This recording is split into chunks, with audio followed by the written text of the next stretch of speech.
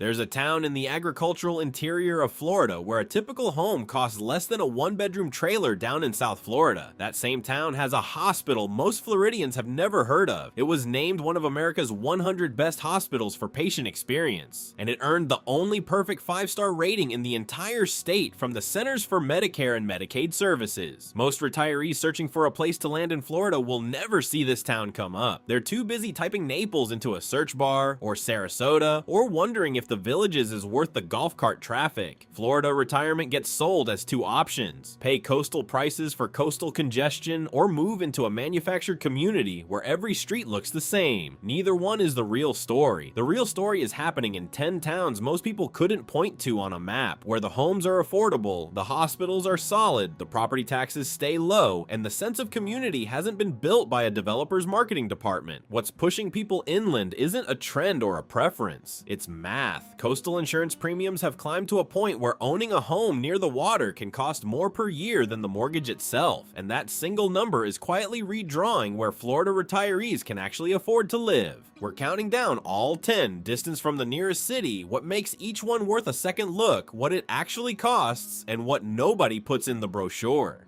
Here are 10 Florida towns where retirees actually thrive. Milton.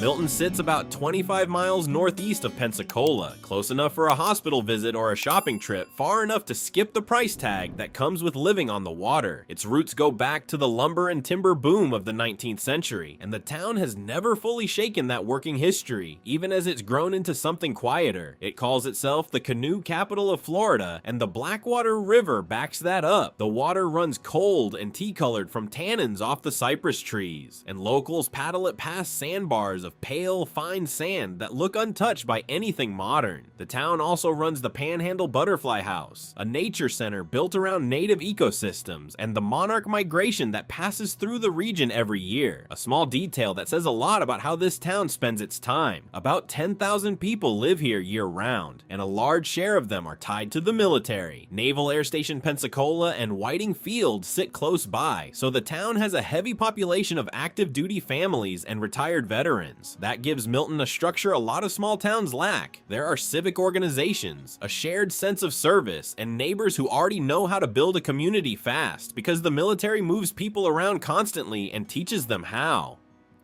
A typical home in Milton runs around $287,000. For context, that's about what a fully loaded heavy-duty pickup truck costs today. Communities like Windsor Villas offer single-family homes in the mid-200,000s, with the Homeowners Association handling the lawn care, which matters more than it sounds like once yard work stops being fun and starts being a chore. For medical care, Santa Rosa Medical Center covers the basics locally, and anything more serious, cardiac work, cancer treatment, neurology, is a short drive into Pensacola. The catch is winter. Milton gets cold enough for hard freezes, so tropical landscaping is out, and while sitting inland helps with storm surge, it doesn't fully protect against wind damage or inland flooding when a major hurricane rolls through the Gulf. It's safer than the coast. It isn't immune. Perry.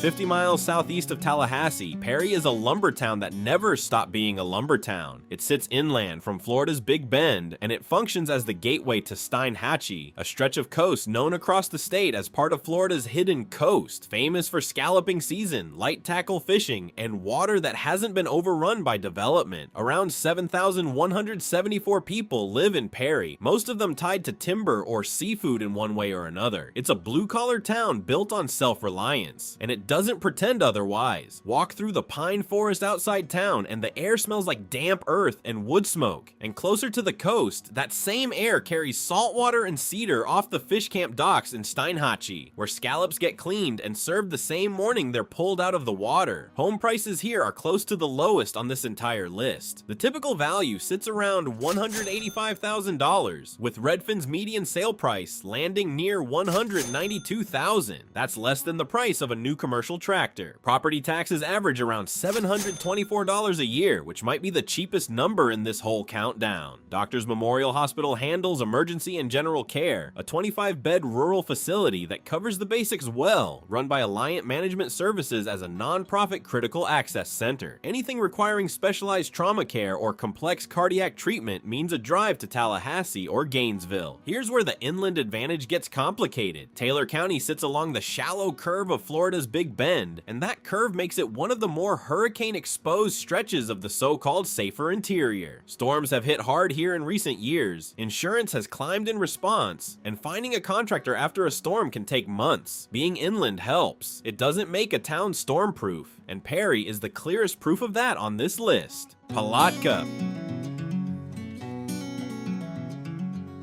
Palatka sits directly on the St. Johns River, about 45 miles southwest of St. Augustine and about 50 miles south of Jacksonville, close enough to either city for a day trip without paying either city's prices to live there. In the late 1800s, it was a premier stop for steamboats, nicknamed the Gem of the St. Johns, and the wealth from that era still shows in its brick downtown and its Victorian homes. Ravine Gardens State Park, built during the New Deal, wraps thousands of azaleas around steep water-carved ravines, and in the morning, the river throws up a mist that hangs low over the old porches along the water. About 10,000 people call it home, and the town has held onto its working-class character instead of gentrifying the way its coastal neighbors have. The price difference here is the sharpest on the list. Palatka's typical home value sits at $211,190, with a median sale price near $200,000. St. Augustine, less than an hour away, has a typical home value of $579,000 and a median sale price above $450,000. Living in Palatka costs less than what some St. Augustine buyers pay in yacht dockage fees and sales tax in 1 year down in Fort Lauderdale. HCA Florida Putnam Hospital sits inside the city limits, handling emergency and general medical surgical care without requiring a drive to Jacksonville or Gainesville. The trade-off is real. Palatka has pockets of genuine economic hardship, higher property crime in certain neighborhoods, and none of the upscale dining or retail that St. Augustine built its reputation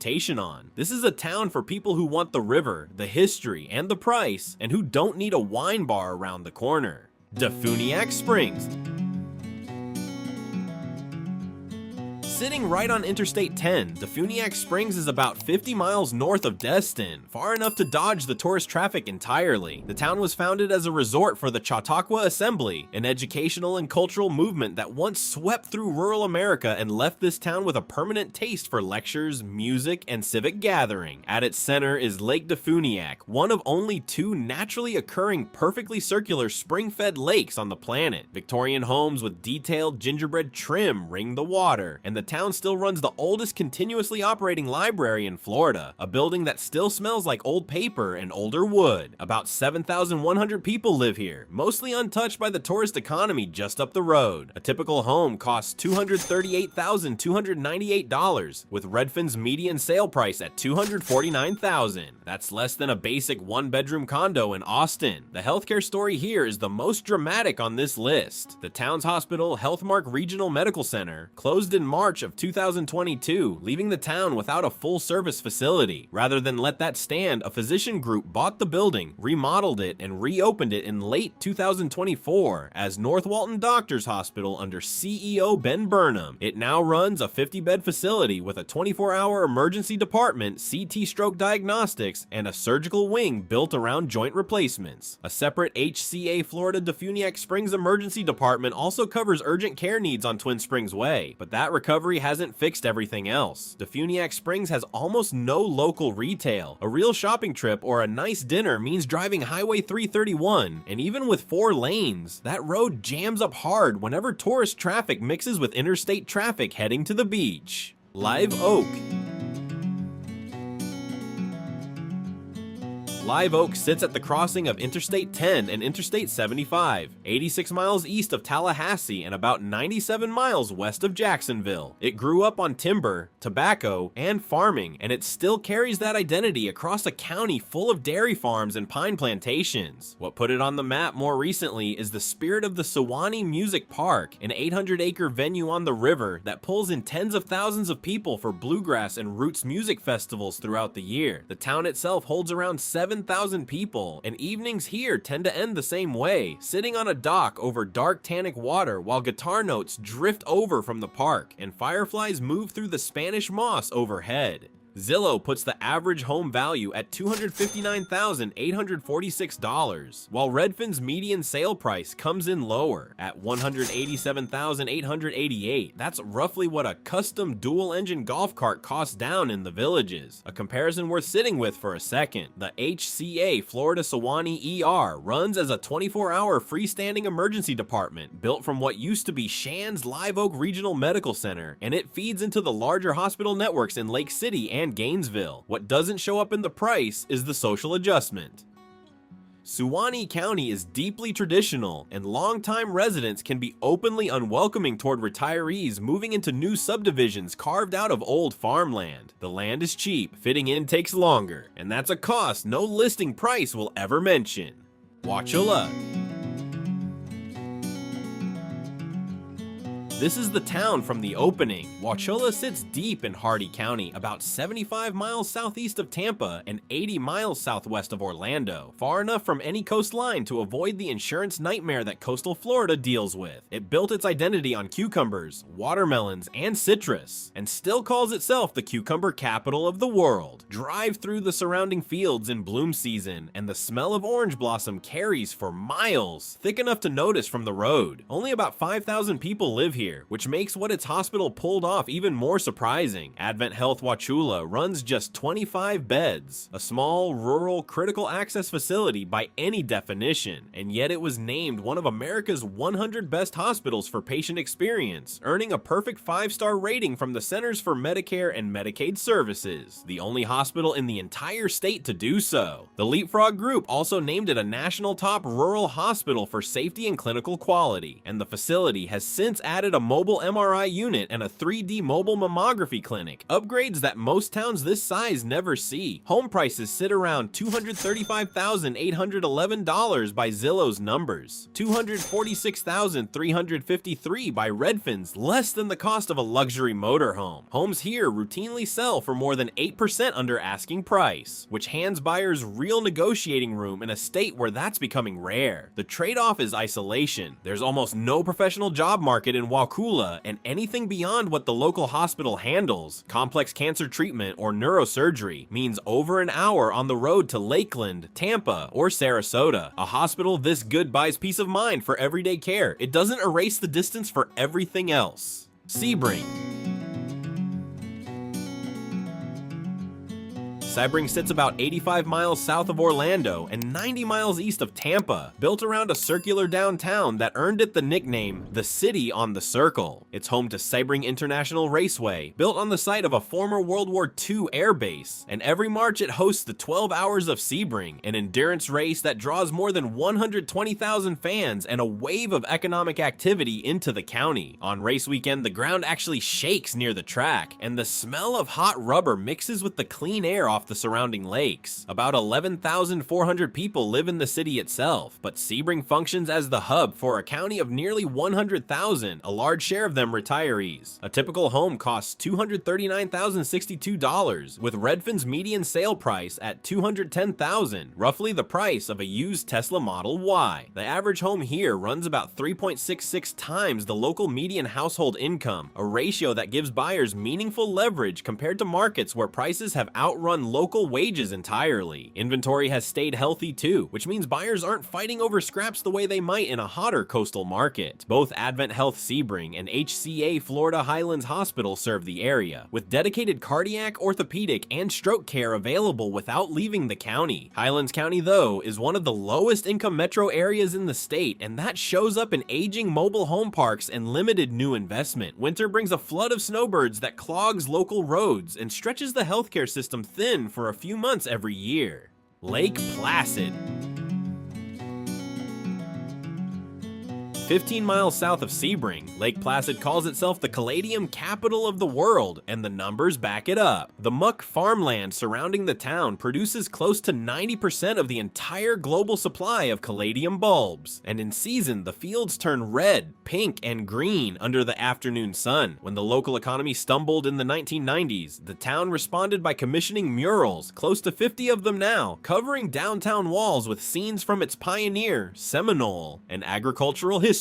Stand in front of the 3-story mural of early cattle ranchers on a late afternoon, and the caladium fields behind it are still catching the light. Only about 2,200 people live in the town itself, though it serves a much larger stretch of orange groves, cattle ranches, and lakefront properties around it. The real estate picture is split. High-end lakefront sales pull the median price up, but Zillow's broader home value index puts the average at $240,714, close to the price of a luxury ski boat and far more representative of what an inland buyer will actually pay. Advent Health Lake Placid handles urgent care locally, while anything requiring cardiac catheterization or major surgery gets referred 15 minutes north to Sebring or HCA Highlands. Buyers need to be careful here. The market has plenty of cheap vacant land listed for sale, but a lot of it turns out to be protected wetland or landlocked with no access to utilities. Anyone shopping for land in Lake Placid needs to check the property records closely before signing anything, because the listing price alone tells you almost nothing about whether the land can actually be built on. Dunnellon.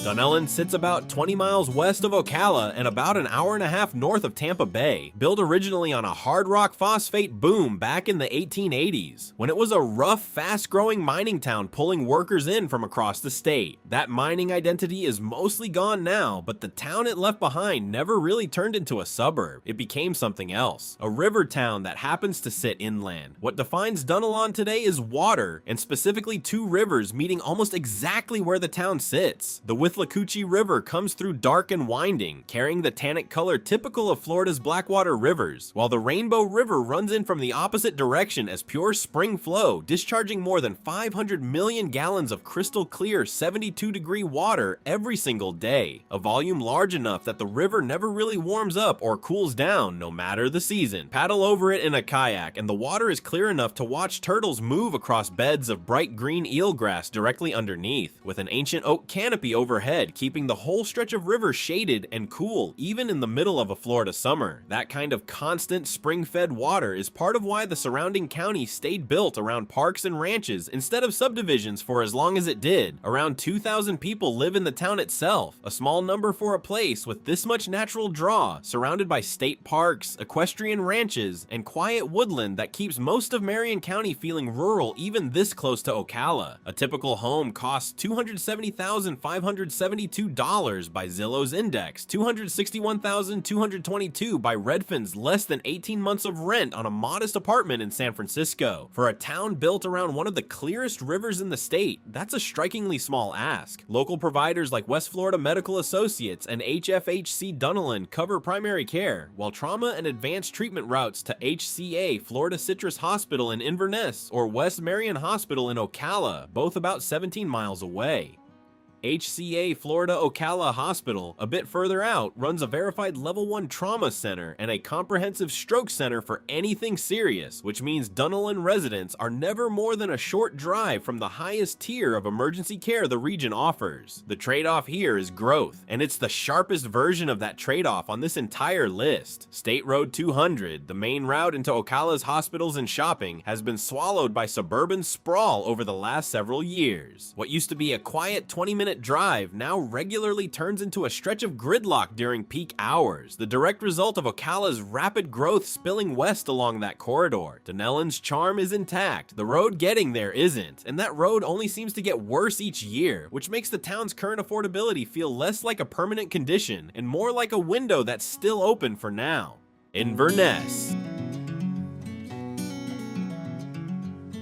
Inverness sits about 70 miles north of Tampa and 75 miles west of Orlando, named by a homesick Scottish settler after the Highlands back home, a small detail that still shapes how the town thinks of itself generations later. It borders the 11,000-acre Flying Eagle Preserve and the Tsala Apopka chain of lakes, a sprawling network of connected freshwater lakes that gives the whole area an unusually high ratio of water to land. It also connects to the Withlacoochee State Trail, a 46-mile paved path that's the longest of its kind in Florida, winding through wetlands and old oak hammocks that haven't changed much in decades. The Suncoast Parkway runs close by too, giving residents a straight shot to Tampa International Airport without touching downtown traffic, which matters more for retirees than it sounds like once flights to see grandchildren become a regular part of the calendar. About 7,500 people live here, and 35.6% of them are seniors, the highest concentration on this entire list. That's not a manufactured retirement community built by a single developer and sold as a finished product. That's just what the town has organically become over time, one household at a time, which is part of why it doesn't feel like anywhere else on this countdown. A typical home runs $241,121, with Redfin's median sale price at $221,000, less than a standard down payment in the crowded coastal markets of South Florida. The cost of living here tracks 12.2% below the national average and 14.8% below the Florida average, the strongest number on this whole list, and one that compounds every single month a retiree lives here on a fixed income. HCA Florida Citrus Hospital sits right in town, carrying national recognition for outpatient prostate care and orthopedic surgery, which means residents get specialty level treatment without the drive that towns like Dunnellon or Lake Placid still have to make. Helen Vance, a longtime resident, put it simply. She said it's a world of Spanish moss, dirt roads, and neighbors who actually bake and check on you. Nothing like the artificial monocultures of golf cart subdivisions. In the evenings, she said, people sit on their porches and listen to crickets and frogs over Lake Henderson instead of highway traffic. It isn't the polished version of Florida retirement. It moves at the speed of a breeze through the Oaks, and after 9 towns built around a single hospital, a single river, or a single industry, Inverness stands out for having built its identity around something harder to quantify, an entire community that grew old together without meaning to. The one real drawback is seasonal. Winter brings a wave of snowbirds that swells the population, and with it comes longer waits at restaurants, crowded grocery stores, and a local clinic system stretched thinner than usual for a few months a year. It's the price of being the kind of town other people want to visit, even if they only stay for a season. 3 patterns run underneath all 10 of these towns, and they matter more than any single price tag on this list. The first is insurance. A $300,000 home on the coast can cost more than $8,000 a year to insure, while a comparable home in land in counties like Sumter, Marion, Lake, or Alachua often runs under $2,000. That gap, 3 to 5 times, is the real reason these towns are affordable. Not because the homes themselves are cheap by accident, but because the land under them doesn't carry the same storm risk. That single line item, repeated across a 20 or 30 year retirement, adds up to more than most people save by chasing a slightly lower home price on the coast. Elevation plays a quiet role here too. Sitting even a modest distance inland and a few feet higher reduces exposure to the wind and flood damage that drives coastal claims after every major storm, which is part of why these premiums stay so much lower year after year. The second pattern is healthcare. Towns that kept or rebuilt a working hospital, Wauchula's award-winning critical access facility, DeFuniak Springs bringing its hospital back from closure, are the towns holding their value and their population. A retirement plan that ignores where the nearest emergency room sits is missing the most important variable on this entire list, one that outweighs square footage, lot size, or curb appeal every time. A hospital closing can hollow out a small town almost overnight, and a hospital reopening, the way North Walton Doctors Hospital did, can pull one back from the edge just as fast. The third pattern is growth itself, and it cuts in 2 directions at once. Towns near an expanding metro, Dunnellon next to Wauchula, DeFuniak Springs near the Emerald Coast, get better roads and more retail, but they're also the towns most likely to lose the quiet character that made them worth finding in the first place. The truly isolated towns, an agricultural pocket like Wauchula, or a historic river town like Palatka, are the ones still holding on to an older version of Florida, the one that existed before any of this got expensive. None of these 10 towns are perfect, and none of them pretend to be. Milton floods in a bad storm. Perry gets hit harder than its inland location should allow. Live Oak takes time to accept a newcomer. Sebring gets get swamped every winter. What they share instead is a kind of honesty that the glossy version of Florida retirement rarely offers. A hospital you can actually name, a price you can actually afford, and a trade-off you can weigh for yourself before signing anything. That's a different kind of promise than the one printed on a coastal brochure. But for the people actually living in these towns, it's turned out to be the one that holds up.